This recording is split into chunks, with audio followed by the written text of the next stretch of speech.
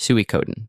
There was a time when Suikoden stood as Konami's answer to Square Enix's JRPG dominance, and for a while, it worked. With its emphasis on political drama, large-scale wars, and a massive cast of 108 recruitable characters, Suikoden carved out a passionate niche that set it apart from anything else in the genre, and Suikoden 5 was the last true attempt to return to the series' roots. Set over a century before the original game, Suikoden 5 brought back everything fans loved: layered storytelling, emotional betrayals, political intrigue, and the signature base building and war simulation elements.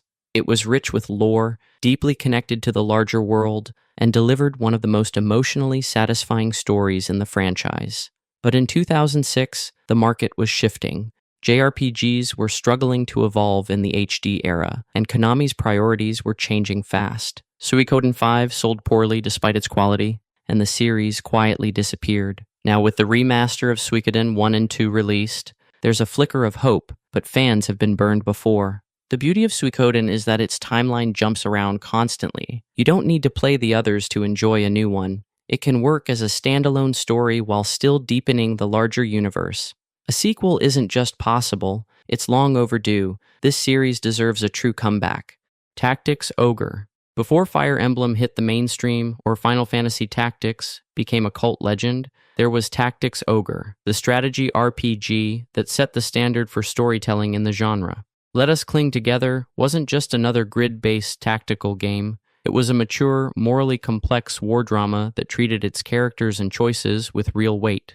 Set in a land torn apart by civil war, the game puts you in command of Denam, a young soldier who's forced to make impossible decisions, often with permanent branching consequences, multiple endings, political alliances, betrayals, and battlefield deaths.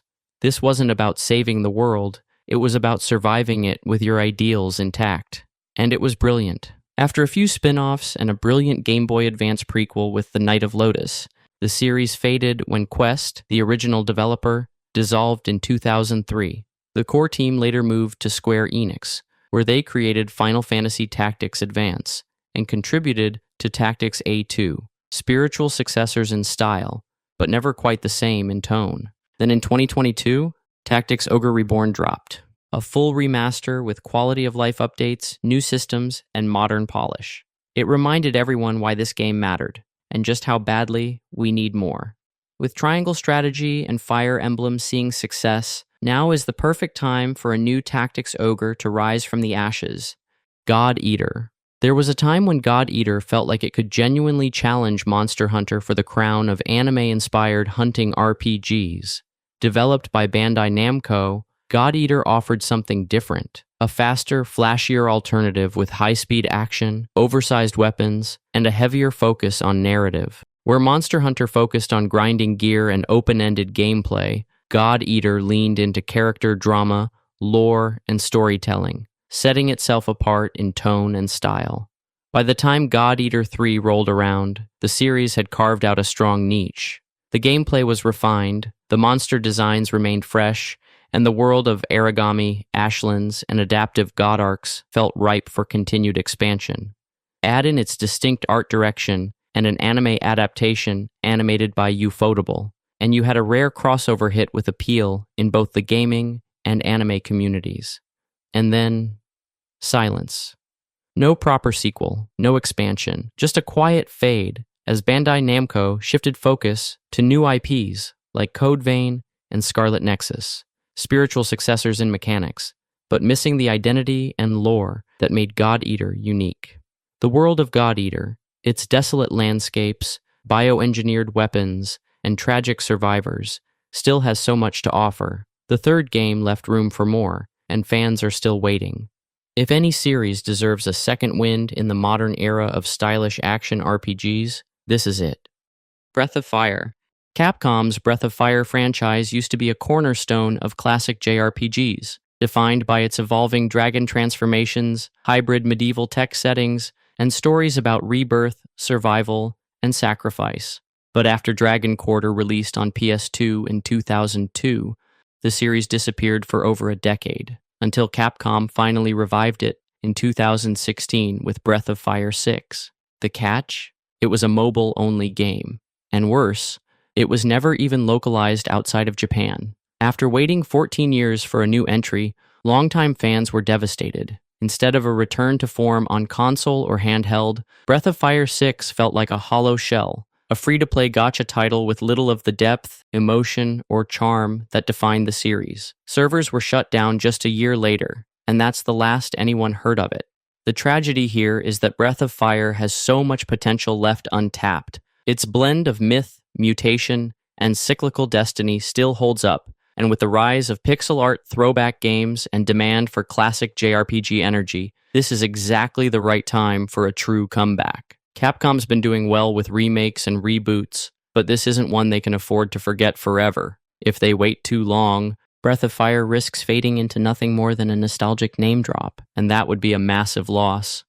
Wild Arms. Back in the PS1 era, Wild Arms was one of Sony's premier RPG franchises, launching even before Final Fantasy VII hit the system. With its Western-inspired setting, bluegrass-tinged soundtrack, and hybrid of science fiction and dusty frontier themes, Wild Arms offered something completely different from the usual medieval fantasy or steampunk styles of its JRPG peers. Each entry brought a self-contained story with familiar themes: lost technology, ancient threats, and lone drifters brought together by fate. And while it never hit Final Fantasy levels of popularity, Wild Arms had a strong identity and loyal fanbase that carried over to the PS2 generation.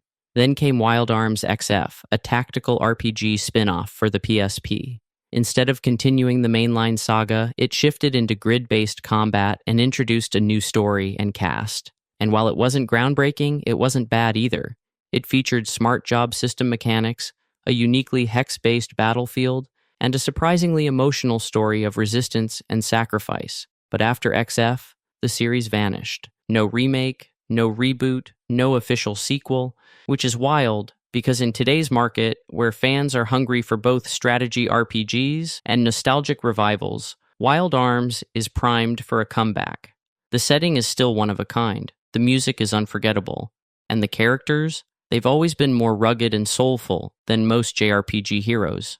There's no reason this desert legend should be buried in the sand. Grandia.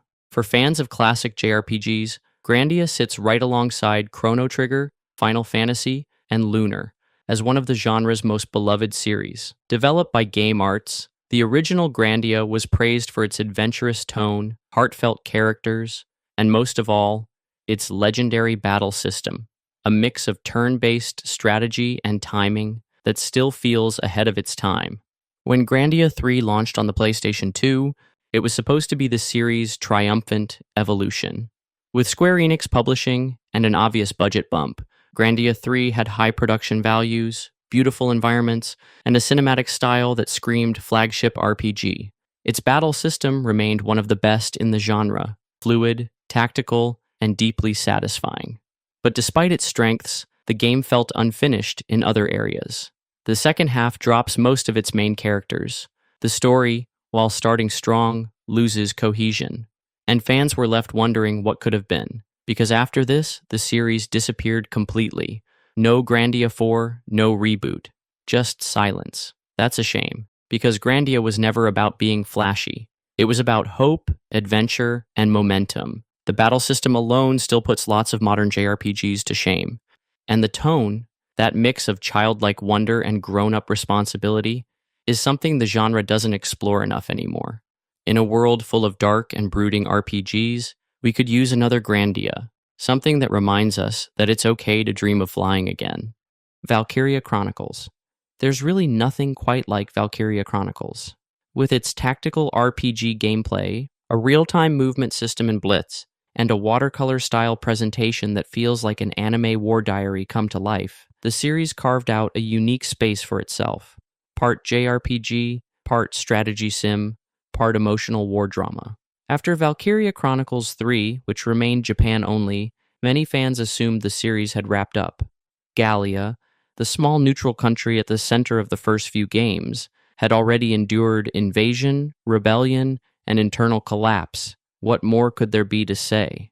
Then came Valkyria Chronicles 4, and it pulled off something brilliant. It showed that there were more stories to tell beyond Gallia. Set during the same war as the original game, but told from the perspective of the Atlantic Federation, VC4 expanded the geopolitical scope of the series, introduced a new cast of characters, and proved that the world of Europa still had plenty of strategic and emotional weight to explore.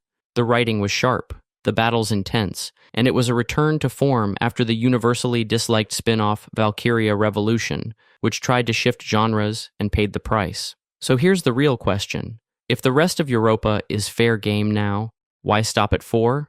A Valkyria Chronicles 5 could go even further. Different nations, deeper systems, and a new kind of story that pushes the series forward without losing its soul. Just one request, don't ever make another Revolution. Chrono Series.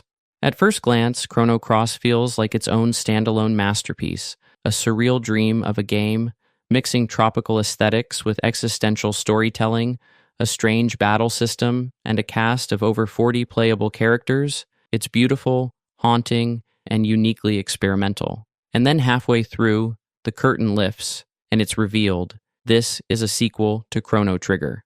That twist shook fans. For some, it was thrilling. For others, divisive. Chrono Cross didn't follow Chrono Trigger's time-traveling crew or mimic its combat system. It rewrote the lore, recontextualized events, and offered somewhat of a spiritual successor instead of a direct continuation. To this day, Trigger and Cross feel like cousins, emotionally linked, but with totally different energies. But here's the thing, both games are brilliant in their own right.